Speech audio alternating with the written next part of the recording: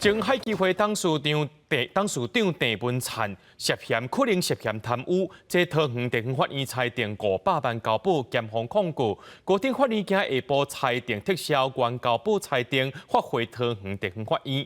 理由是这地方法院无说明安怎排除逃亡、串证别证的可能依据。专案发回了后，桃园地方法院是搁再开羁押庭，未来是会羁押，或者是甲这保释金有关，外界也拢伫咧关注。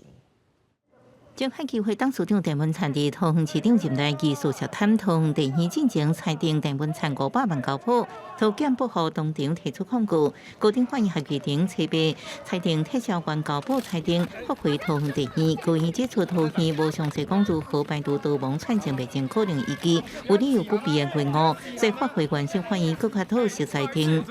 撤销发回的裁定之后，那收到卷证之后，我们就立刻分案。就决定法官，然后法官就会决定开庭的时间。桃园会搁一届开羁押庭，是不是叫转羁押？或者是保释金和提悬，外界拢在关注。